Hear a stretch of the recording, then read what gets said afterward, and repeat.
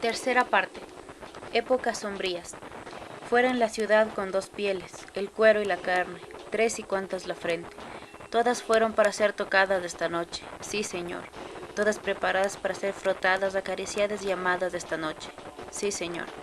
Charles Kidd, colgando de un hilo. 11.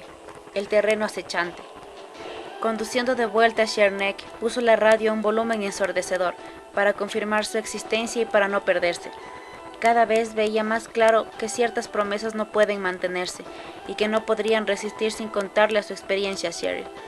¿Cómo podía ser que no se le notara en la cara y en la voz? Estos miedos demostraron ser infundados, o bien ella era más cumplidora de lo que esperaba, o Cheryl era más insensible. En cualquier caso, Cheryl solo le preguntó las cuestiones más superficiales de su segunda visita a Miriam antes de desviar el tema hacia Curtis. «Quiero que lo conozcas», le dijo, «solo para asegurarme que no estoy soñando». «Me voy a casa, Cheryl», dijo Lori. «Esta noche no te irás, ya es demasiado tarde». Tenía razón, el día estaba demasiado avanzado para que Lori se plantease un viaje de vuelta a casa, y tampoco pudo inventarse ninguna razón para negarse a la petición de Cheryl sin ofenderla. «No te sentirás como una carabina, te lo prometo», le dijo Cheryl. «Él me ha dicho que quería conocerte, le he hablado de ti». «Bueno, no le he contado todo, pero ya sabes, lo suficiente como como nos conocimos».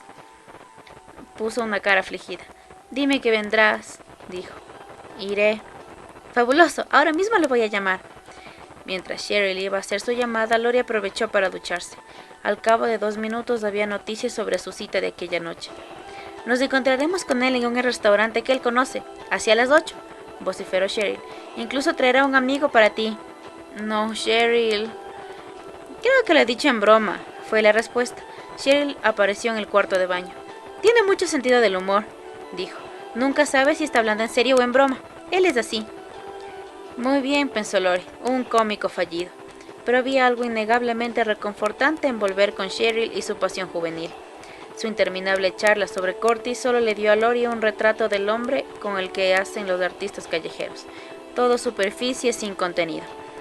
Pero era la distracción perfecta para olvidar sus pensamientos sobre Miriam y sus revelaciones.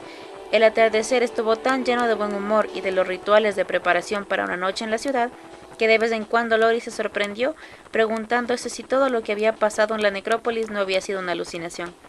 Pero tenía una prueba que confirmaba su recuerdo, el corte junto a su boca que le había infligido la rama disola. Era una señal pequeña, pero el agudo escozor que le seguía produciendo le impedía dudar de su mente. Ella había ido a Miriam, había sostenido a la cambiante criatura en sus brazos y se había quedado parada en las escaleras de la cripta, mirando un miasma tan profundo que podía haber quebrantado la fe de un santo. Aunque el profano mundo que había abajo del cementerio estuviera tan lejos de Cheryl y sus romances como la noche del día, no por ello era menos real. A la vez le hubieran gustado orientar aquella realidad, encontrarle un lugar aunque desafiase toda lógica y todo sentido común. De momento, la guardaría en su mente con el corte como vigilante y disfrutaría de los placeres de la velada que venía. «Es una broma», dijo Cheryl mientras estaban fuera del Hudson Bay Sunset. «¿No te he dicho que tiene un extraño sentido del humor?» El restaurante que él había nombrado había sido completamente devorado por el fuego hace unas pocas semanas, a juzgar por el estado de la madera. «¿Estás segura de que tienes bien la dirección?», preguntó Lori. Cheryl se echó a reír. «Te digo que es una de sus bromas», le dijo. «Entonces habrá que reírse», dijo Lori. «¿Cuándo iremos a cenar?» «Probablemente nos está observando», dijo Cheryl con un humor levemente forzado. Lori miró a su alrededor buscando algún signo de voyeur, aunque no había nada que temer en las calles de una ciudad como aquella, ni siquiera un sábado por la noche. El vecindario estaba tan lejos de ser acogedor. Todas las tiendas del edificio estaban cerradas, algunas permanentemente, y las aceras desiertas en ambas direcciones. No había ningún sitio donde esperar. «No le veo», dijo. «Yo tampoco». «¿Y qué hacemos?», preguntó Lori, haciendo lo posible por disimular su irritación. Si aquella era la idea que Curtis tenía de pasar un buen rato, había que cuestionar el buen gusto de Cheryl. Pero ¿cómo iba a juzgarla a ella, que había amado y perdido un psicópata? «Debe de estar en alguna parte», dijo Cheryl esperanzada. «Curtis», le llamó, empujando la destrozada puerta. «¿Por qué no lo esperamos fuera de aquí, Cheryl?» «Probablemente estará dentro. Este sitio puede ser peligroso». Su observación fue ignorada. «Cheryl, ya te he oído, estoy bien». Se había sumergido en la oscuridad del interior. El olor a madera y tapicería quemadas irritó la nariz de Lori. ¡Curtis!, oyó decir a Cheryl. Pasó un coche con el motor mal ajustado. Su ocupante, un joven prematuramente calvo, se asomó por la ventanilla. ¿Necesitan ayuda? No, gracias, contestó Lori, sin saber con certeza si la pregunta era por cortesía o era un pretexto. Más bien lo último, concluyó mientras el coche tomaba velocidad y desaparecía. La gente era igual en todas partes. Su ánimo, que había mejorado a pasos agigantados al volver con Cheryl, se estaba agriando. No le gustaba aquella calle vacía, a la luz agonizante del día. La noche, que siempre había sido un tiempo de promesas, pertenecía demasiado a los engendros, que se habían apropiado de su nombre. ¿Y por qué no? Al fin y al cabo, toda la oscuridad era una. Del corazón de los cielos, una oscuridad. Incluso ahora en Midian se abrían las puertas de los mausoleos, sabiendo que la luz del sol no les heriría. Se estremeció al pensarlo. Más allá, en una de las calles, se oyó el motor de un coche rugiendo y luego el chillido de los frenos. ¿Volvían los buenos samaritanos a echar una segunda ojeada? «Cheryl», gritó, «¿dónde estás?» La broma, si es que había sido una broma y no un error de Cheryl, había acabado con su humor hacía rato. Quería volver al coche y marcharse, de vuelta al hotel si hacía falta. «Cheryl, ¿estás ahí?» Hubo una risa en el interior del edificio, la risa gorgoteante de Cheryl, sospechando su implicación en el fiasco. Lori atravesó la puerta en busca de los bromistas. De nuevo oyó la risa, que se interrumpió cuando Cheryl dijo: «¡Curtis!», en un tono de burlona indignación que acabó en nuevas risas. Así que su gran amor estaba allí. Lori consideró la posibilidad de volver a la calle, dirigiéndose al coche y dejando atrás aquellos estúpidos jueguecitos. Pero la idea de pasar la velada sola en la habitación del hotel, escuchando otras fiestas, la movió a dirigirse hacia los muebles quemados. Si no hubiera sido por el brillo de las baldosas del suelo que proyectaban su luz hacia las vigas del techo, no se habría atrevido a avanzar. Pero más adelante apenas veía oscuramente los corredores donde había flotado antes la risa de Cheryl. Se abrió camino hacia allí. Habían cesado los ruidos. Debían de estar observando cada uno de sus pasos. Ella sentía sus miradas. «Venga, chicos», dijo. «Se acabó la broma. Tengo hambre». No hubo respuesta. Tras de ella, en la calle, oyó gritar a los samaritanos. La retirada no era aconsejable. Avanzó a través del corredor. Su primer pensamiento fue: solo les habría metido en parte. Aquello era efectivamente un restaurante. La exploración la había llevado a la cocina, donde seguramente se habría iniciado el fuego. También estaba embaldosado de blanco, con la superficie llena de humo, pero aún lo bastante brillante como para reflejar el interior, que era amplio y con una extraña luminiscencia. Se quedó en el umbral y examinó la habitación. La cocina más grande estaba en el centro, e hileras de utensilios pendían sobre ella, cortando la visión. Los bromistas debían de haberse escondido al otro lado de aquella hilera. Era el único refugio que ofrecía la habitación. A pesar de su ansiedad, sintió el eco de sus recuerdos de juegos del escondite. El primer juego, el más simple. Como le gustaba ser asustada por su padre, perseguida y finalmente atrapada. Si hubiera sido él el escondido ahora, se sorprendió pensando, esperando para abrazarla. Pero el cáncer se lo había llevado hacía mucho tiempo, un cáncer de garganta. «Cheryl», dijo, «¿dónde estás?». Mientras daba habla, siguió avanzando y pudo ver uno de los jugadores, de forma que el juego se terminó. Cheryl no estaba escondida, a menos que la muerte fuese una forma de escondite. Estaba en el suelo, apoyada en la cocina, y la rodeaba una oscura demasiado apagada como para ocultarla, con la cabeza hacia atrás y su rostro abierto a cuchillazos. «¡Dios mío!». Detrás de Lori hubo un ruido. Alguien venía a su encuentro. Era demasiado tarde para esconderse, la cogerían. Y unos brazos no afectuosos que no serían de su padre jugando al monstruo. Sería el monstruo mismo. Se volvió para verle el rostro antes de que la alcanzase, pero lo que corría hacia ella era una mueca de trapo con una boca y una cremallera, 2 botones en vez de ojos, y todo cosido sobre sábana blanca y atado a la cabeza del monstruo, tan tirante que su saliva humedecía un trozo alrededor de la boca. No veía su rostro, pero sí sus dientes. Colgaban en lo alto de la cabeza cuchillos brillantes, con hojas finas como briznas de hierba, que parecían a punto de cortarle los ojos. Ella se alejó de su alcance, pero enseguida volvió a tenerlos tras de sí, mientras aquella boca que había bajo la cremallera vociferaba su nombre. «Es mejor que abandones, Lori». Las hojas se acercaban a ella, pero ella era más rápida. La máscara no parecía tener prisa, se acercaba a ella con paso firme, con una confianza obscena. «Cheryl lo ha hecho mejor», dijo. «Se ha quedado quieta y me ha dejado hacer». «¡Jódete!». «Quizás un poco más tarde». Pasó una de las hojas a lo largo de la hilera de casos colgantes, dando alaridos y produciendo chispazos. Más tarde, cuando estés un poco más fría. Él se rió abriendo la cremallera.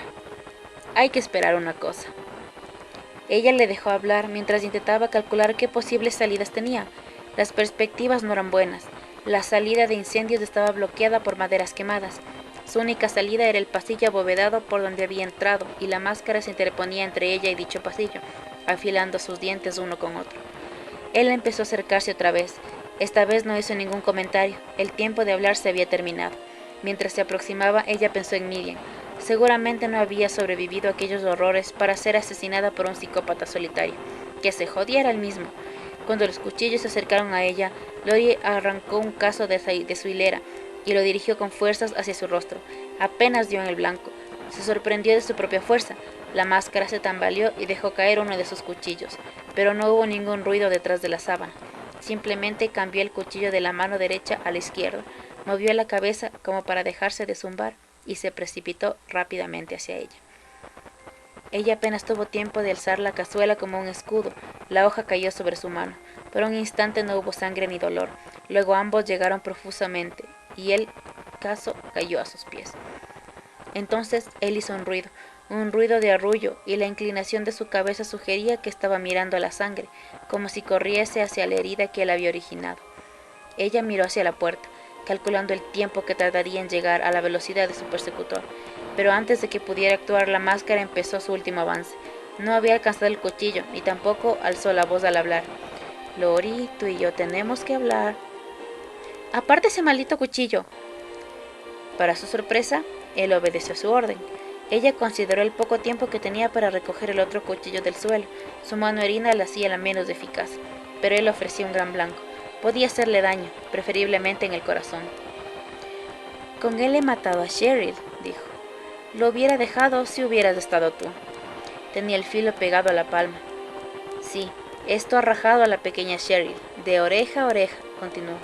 Y ahora tiene tus huellas por todas partes. Tendrías que llevar guantes, como yo. El pensamiento de lo que había hecho aquella hoja le llenó de consternación, pero no podía cogerlo y siguió desarmada. Desde luego, podría seguir inculpando a Boone, estaba diciendo la máscara. Dile a la policía que fue él. ¿Qué sabes de Boone?, dijo ella. ¿Acaso no le había jurado Cheryl que no había contado nada a su amante? ¿Sabes dónde está?, le preguntó a la máscara. Está muerto, contestó. La cara cocida negó con un temblor. No, me temo que no. Se levantó y se fue, ¿te lo imaginas? El hombre estaba lleno de agujeros de balas. ¿Tú viste la sangre que derramó? Nos estaba vigilando todo el tiempo, pensó. Nos siguió hasta Miriam el primer día. ¿Pero por qué? Aquello era lo que tenía que descifrar. ¿Por qué? Toda la sangre, todas aquellas balas, y todavía no se ha muerto. ¿Alguien robó el cuerpo?, dijo ella. No, fue la respuesta. No fue así. ¿Quién demonios es usted? Buena pregunta. No hay razón para que no tengas una respuesta. Su mano fue a su rostro y apartó la máscara. Tras de ella estaba Decker, sudoroso y sonriente. Me gustaría haberme traído la cámara, dijo. La cara que has puesto. Ella no podría bofetearle, aunque odiaba divertirle. El shock le hizo abrir la boca como un pez. Decker era Curtis, el Mr. Magnífico de Cheryl. ¿Por qué?, le preguntó. ¿Por qué qué? ¿Por qué has matado a Cheryl? Por la misma razón que maté a todos los demás, dijo ligeramente, como si la pregunta le hubiera molestado mucho. Luego añadió muy serio. Por divertirme, naturalmente, por placer. Boone y yo solíamos hablar mucho del por qué, escarbando muy hondo, ya sabes, intentando comprender. Pero la realidad es que yo lo hice porque me gusta. Boone era inocente. Es inocente. Se escondía donde se escondía, lo cual es un problema, porque él conoce los hechos reales, y uno de estos días puede encontrar a alguien y convencerle de la verdad. ¿Entonces usted quiere detenerle? ¿Y quién no querría? Con lo que me costó dar con él para que muriera como culpable a ojos de todos. Incluso le disparé yo mismo una bala, y todavía pudo levantarse y marcharse. Ellos me dijeron que se había muerto. Estaban totalmente seguros. El depósito fue abierto desde dentro. ¿Te contaron eso? Sus huellas dactilares estaban en el picaporte, las huellas de sus zapatos en el suelo. ¿Te contaron eso? No, claro que no. Pero yo te lo digo. Yo lo sé. Boone está vivo, y tu muerte le hará salir de su escondite. Me apuesto lo que quieras, tendrá que salir a la luz. Lentamente, mientras hablaba, iba levantando el cuchillo. Es lamentable. Súbitamente estaba frente a ella. Ella se puso la hoja que había matado a Cheryl entre ella y su perseguidor. Eso le hizo ir más despacio, pero no evitó que se acercase. ¿De verdad puedes hacerlo?, le dijo. No lo creo, y te hablo por experiencia. La gente es escrupulosa, incluso cuando su vida está en peligro. Y ese cuchillo, desde luego, ya se ha hundido en la pobre Cheryl. Tendrías que clavármelo muy hondo para causarme alguna impresión. Hablaba casi en broma y seguía avanzando. Aunque me gustaría ver cómo lo intentas, dijo. De verdad, me gustaría verte intentándolo. Por el rabillo del ojo, ella había visto que había pilas de platos apenas de unos centímetros de su codo. ¿Le daría esto tiempo suficiente como para llegar a la puerta? No había duda de que si luchaba en un combate a cuchillo con aquel maníaco, ella perdería. Pero todavía podría escapar de él. Venga, inténtalo. Mátame si puedes. Por Boone. Por el pobre y loco Boone. Mientras las palabras se confundían con las risas, ella alargó su mano herida hacia los platos, los cogió y los empujó al suelo frente a Decker. Siguió una segunda pila y una tercera, y los fragmentos de porcelana volaban en todas direcciones. Él dio un paso atrás y se elevó las manos a la cara para protegerse. Ella aprovechó la oportunidad corriendo hacia el pasillo, lo atravesó y cruzó al restaurante antes de oír a su perseguidor, pero ya había llegado a la puerta exterior y salió a la calle. Una vez en la acera se volvió a la puerta por donde él tenía que salir, pero él no tenía intención de seguirla a plena luz. «Zorra lista», dijo él desde la oscuridad. «Te atraparé. Cuando tenga a Boone volveré a por ti, en un abrir y cerrar de ojos». Con los ojos todavía fijos en la puerta, ella retrocedió por la acera hasta el coche. Solo entonces se dio cuenta de que aún llevaba el arma mortal y lo agarraba tan fuerte que casi se le había pegado. Lo único que podía hacer era llevársela consigo y entregarla como prueba a la policía. De vuelta al coche, abrió la puerta y entró, y solo se volvió a mirar al edificio incendiado cuando hubo cerrado las puertas. Entonces dejó el cuchillo en el asiento de al lado, puso el motor en marcha y se alejó. Se planteó el siguiente dilema: ir a la policía o a Midian, una noche de interrogatorio o regresar a la necrópolis. Si elegía lo primero, no podía avisar a Boone de que Decker iba tras de él. Pero, ¿y si Decker había mentido y Boone no había sobrevivido a las balas? Entonces no solo se estaría alejando del lugar del crimen, sino que además se pondría al alcance de los engendros, y sería en vano. El día anterior había elegido acudir a las autoridades. Hubiera confiado en sus procedimientos para aclarar los misterios. Ellos hubieran creído su historia, y Decker hubiera sido entregado a la justicia. Pero el día anterior ella creía que las bestias eran bestias, y los niños, niños. Pensaba que solo los vivos habitaban la tierra y que existía la paz. Pensaba que los médicos curaban, y cuando el loco se hubiera quitado la máscara habría dicho: «Es del rostro de un loco». Todo aquello era un error. El viento se había llevado las creencias del ayer. Cualquier cosa era posible. Boone podría estar vivo. Condujo a Samidia. 12. Arriba y abajo. En la autopista le asaltaron visiones producidas por los efectos retardados del shock y de la pérdida de sangre de su mano herida y vendada. Empezaron a caer como copos de nieve sobre el parabrisas, copos tan refulgentes que desafiaban el cristal y volaban hacia ella, gimoteando. Mientras su estado de ensoñación empeoraba, creyó ver rostros volando hacia ella y embriones de vida como fetos que susurraban al caer.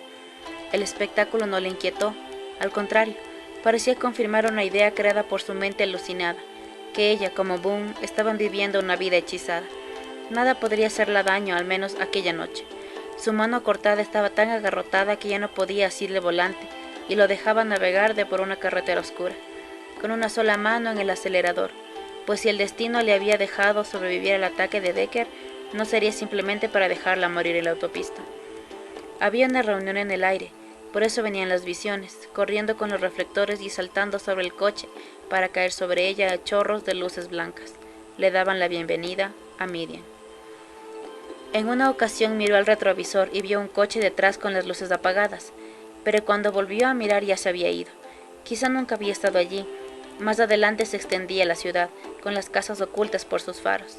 Ella condujo por la calle principal hasta las puertas del cementerio. Los efectos mezclados de la pérdida de sangre y el agotamiento habían hecho desvanecerse todos sus temores hacia aquel lugar. Si podía sobrevivir a la maldad de los vivos, también sobreviviría a la de los muertos, o a la de sus compañeros.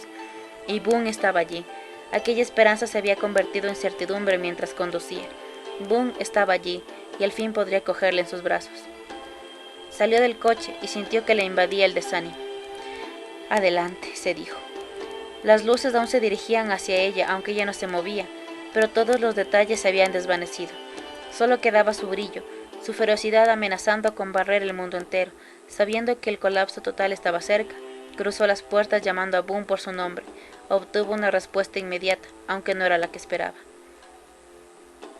¿Está aquí?, preguntó alguien. ¿Está Boone aquí? Agarrándose a la puerta volvió la cabeza y a través de la ola de luz vio a Decker, que estaba de pie a unos metros de ella. Detrás de él estaba su coche sin luces. A pesar de su estado de confusión, comprendió cómo la había utilizado. Decker la había dejado escapar sabiendo que ella buscaría a Boone. ¡Qué estúpida!, se dijo. Claro, claro. ¿Y qué ibas a hacer? Seguro que pensabas que podría salvarte. Ella no tenía fuerza ni la capacidad mental para resistir a aquel hombre. Empujando el picaporte de las puertas, entró en el cementerio. ¡Boone!, gritó. ¡Boone! Decker no fue tras de ella enseguida. No lo necesitaba. Ella era un animal herido en busca de otro animal herido. Miró hacia atrás y le vio buscar su revólver a la luz de sus faros. Luego abrió más la puerta y empezó a perseguirla.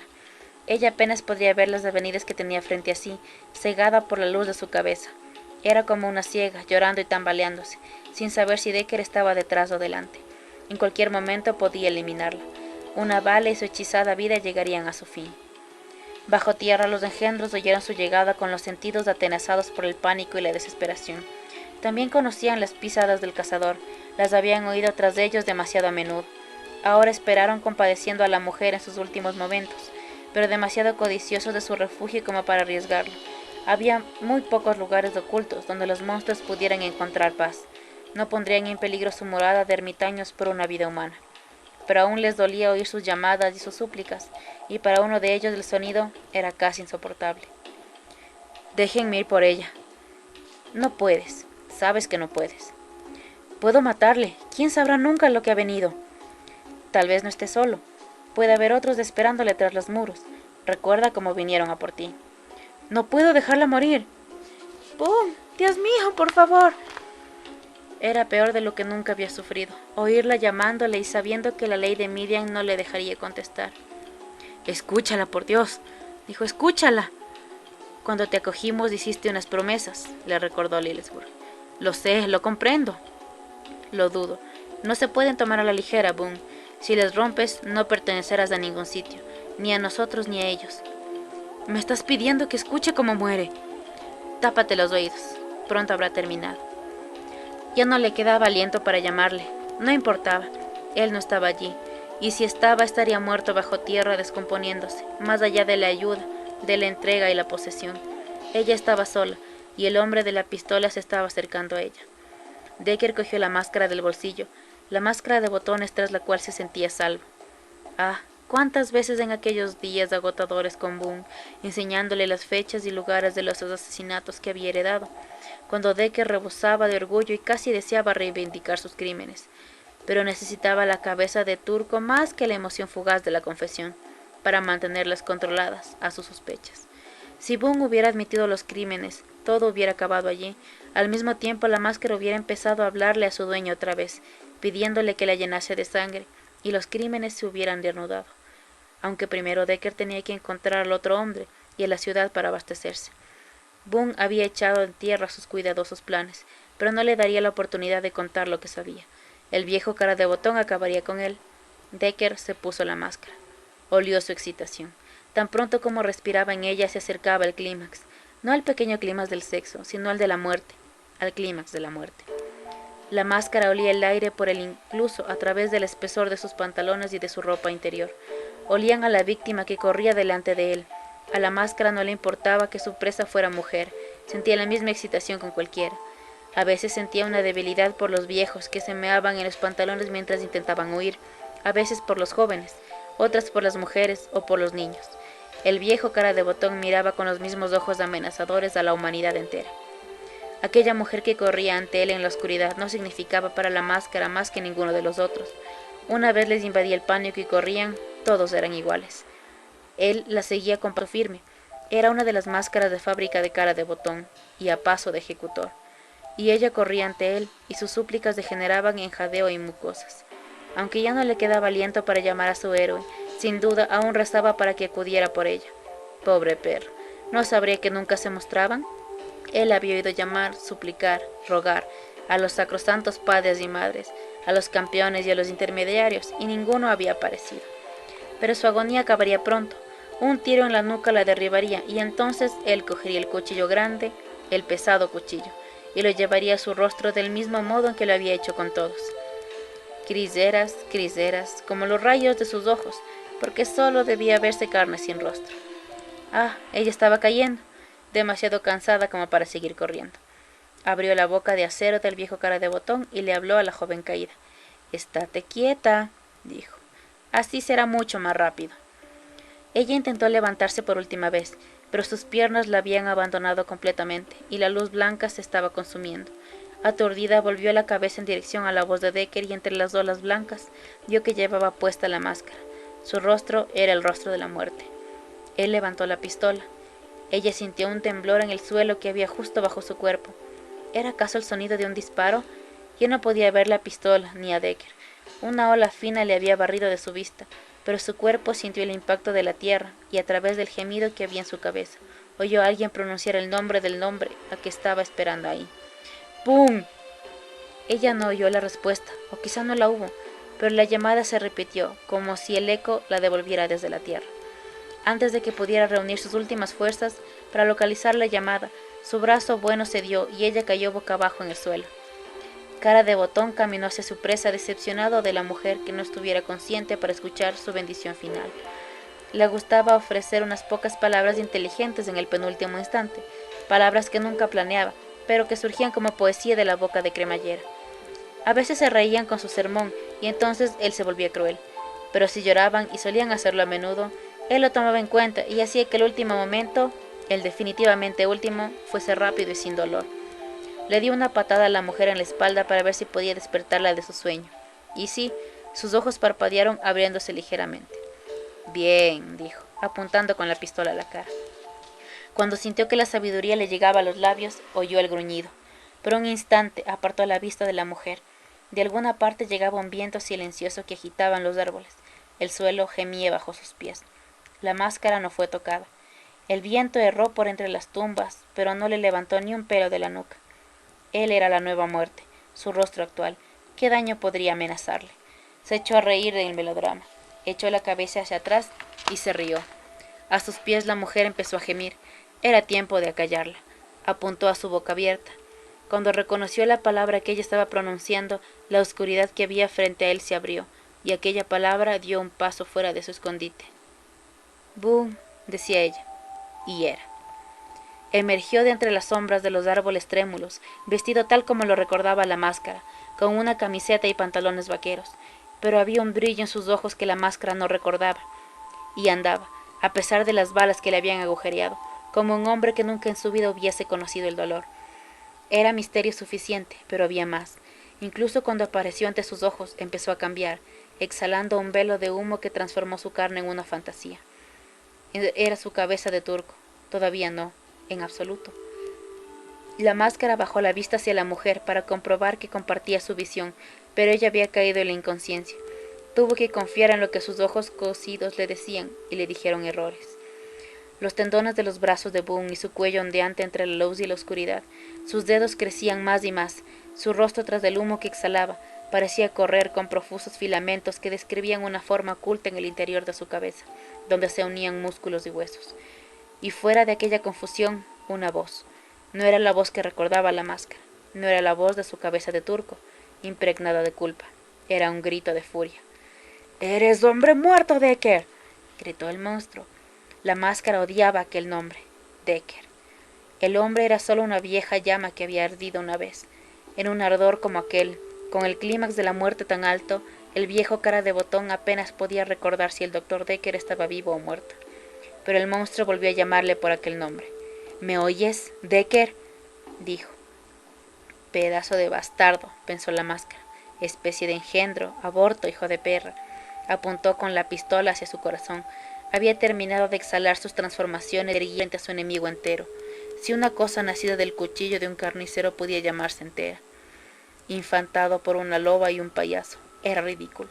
No había bendición para aquel, decidió la máscara. Solo el escupitajo de aquella cabeza híbrida cuando estuviera muerto en el suelo. Sin pensar más, disparó.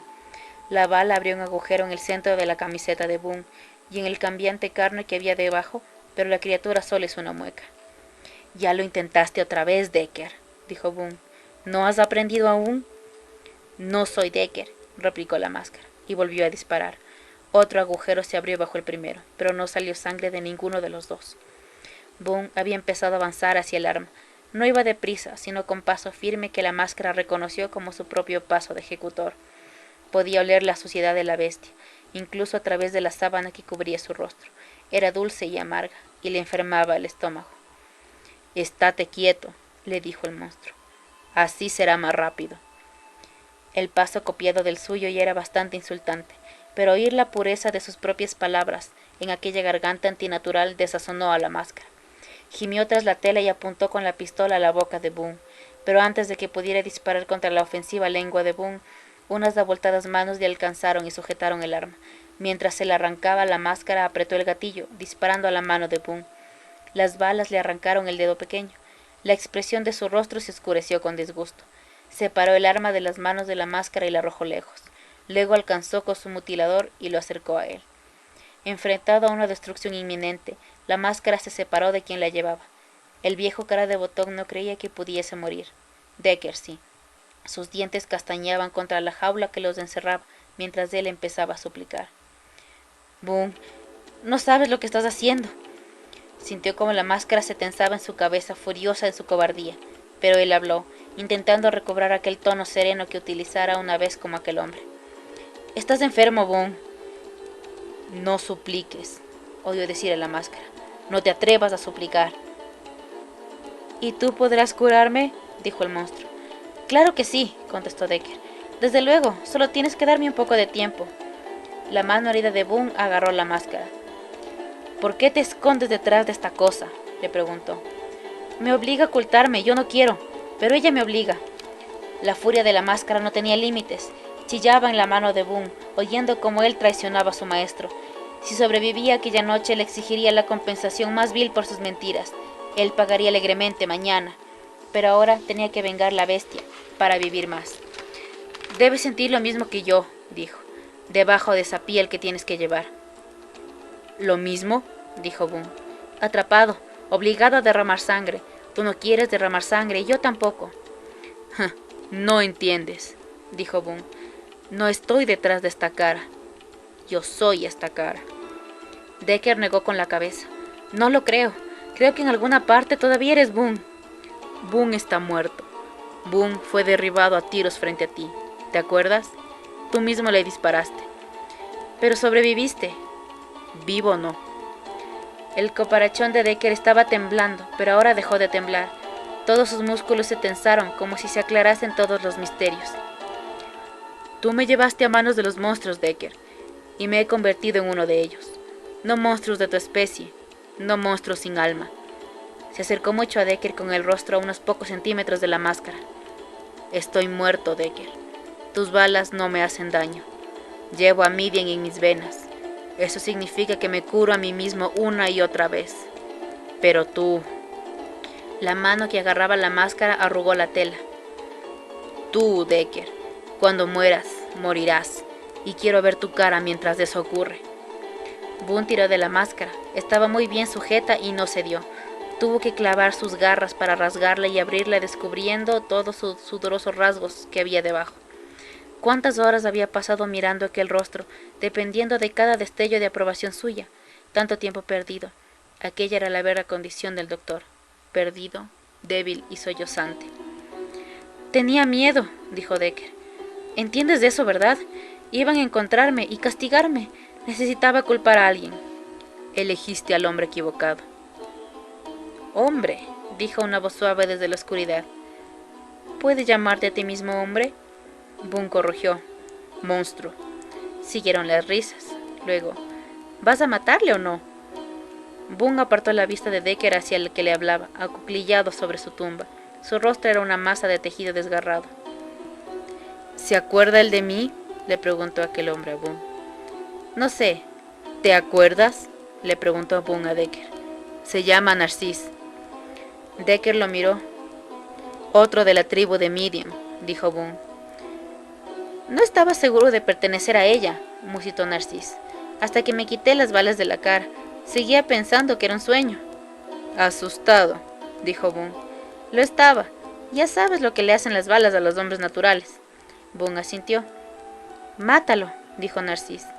Cómete sus ojos, o lo haré yo por ti. Espera que le haga confesar. ¿Confesar? Dijo Decker, y sus ojos se abrieron más ante la posibilidad de un aplazamiento. Si eso es lo que quieres, dilo. Empezó a buscar en su chaqueta, como si buscase una pluma. ¿De qué coño sirve una confesión? Dijo Narcís. ¿Crees que alguien iba a perdonarle? ¡Mírate! Saltó de la tumba. Oye, susurró. Si Lilithburg se entera de que he venido aquí, me echará. Solo dame sus ojos, por los viejos tiempos. Luego el resto es para ti. No dejes que me toque, suplicó Decker a Boone. Haré lo que quieras, confesaré todo, cualquier cosa, pero aléjalo de mí. Demasiado tarde, Narcís ya le alcanzaba, con o sin el permiso de Boone. Boone intentó apartarle con su mano libre, pero el hombre estaba demasiado impaciente por vengarse como para ser detenido. Se puso entre Boone y su presa. Mira por última vez, se rió levantando las garras de sus pulgares. Pero cuando Decker rebuscaba en su chaqueta no era solo por el pánico. Cuando las garras se acercaron a sus ojos, sacó el cuchillo del escondite de su chaqueta y lo clavó en el vientre de su atacante. Había estudiado largamente aquella técnica. El corte que le hizo a Narcís era una maniobra destripadora aprendida de los japoneses: profundizar en los intestinos y subir hacia el ombligo, llevando la hoja de doble filo contra el peso de la carne. Narcís gritó, más por el recuerdo del dolor que porque lo sintiera de verdad. Con un suave movimiento, Decker sacó el gran cuchillo sabedor, pero las investigaciones de aquel campo, de aquel con cuchillo iría bien preparado su contenido. No se equivocaba. Las tripas de Narcís cayeron como un pedazo de carne a las rodillas de su dueño. La herida que había hecho caer inmediatamente al hombre vivo a la tierra solo puso en ridículo a Narcís. Gruñendo con disgusto ante la visión de sus intestinos, se agarró a Boone. «Ayúdame», se quejó. «Estoy descompuesto». Decker aprovechó el momento. Mientras Boone estaba sujeto, corrió hacia las puertas. No había mucha distancia. Cuando Boone consiguió liberarse de Narcís, su enemigo estaba desaparecido de aquella tierra sin consagrar. Boone salió en pos de él, pero cuando llegaba a medio camino de las puertas, oyó cerrarse la puerta del coche del doctor, y el motor se puso en marcha. ¡Maldito! ¿Qué mierda puedo hacer con esto?, oyó gemir a Narcís. Volvió al lugar. El hombre tenía sus intestinos en las manos sin saber cómo arreglarlos. «Vas abajo», dijo rotundamente. Era inútil quejarse de la intromisión de Narcís. «Alguien te ayudará». «No puedo, sabrán que he estado aquí». «¿Tú crees que no lo saben ya?», replicó Boone. «Ellos lo saben todo». Ya no estaba preocupado por Narcís. Era el cuerpo tendido en el camino lo que reclamaba su atención. En su ansia de aterrorizar a Decker, había olvidado completamente a Lori. «Nos echarán a los dos», dijo Narcís. «Tal vez», dijo Boone. «¿Qué podemos hacer?» «Vete abajo», dijo Boone cansadamente. «Dile a Mr. Lilithburg que yo te he descarriado». «¿Has sido tú?», dijo Narcís. Luego, acariciando la idea, añadió: «Sí, creo que sí». Se marchó llevándose sus intestinos. Boone se arrodilló junto a Lori. Su aroma le aturdió. La suavidad de su piel bajo sus palmas era casi abrumadora. Todavía estaba viva, y su pulso latía con fuerza, a pesar de todo lo que le habría soportado en manos de Decker. Mirando su suave rostro, se le ocurrió que podía despertarse y verla en la forma que tenía tras el mordisco de Peloquín, y esto le desazonó sobremanera. En presencia de Decker se había sentido orgulloso de llamarse monstruo, de exhibir su condición de engendro de la noche, pero ahora, mirando a la mujer que había amado, y que le había amado a su vez por su fragilidad y su condición humana, se sentía avergonzado. Inhaló. Su voluntad hizo que la carne humease y que sus pulmones volvieran a su cuerpo. Era un proceso tan extraño en su felicidad y facilidad, tanto como en su naturaleza. Cuán rápidamente se había acostumbrado a lo que una vez llamaba milagroso. Pero él no era ninguna maravilla, comparado con aquella mujer. El hecho de que ella hubiera tenido tanta fe como para venir a buscarle con la muerte en los talones era más de lo que podía esperar ningún hombre natural, y para uno como él era un auténtico milagro. La condición humana de ella le enorgulleció de lo que había sido y de lo que pretendía ser todavía. Así fue en su forma humana como la recogió y la llevó tiernamente bajo tierra.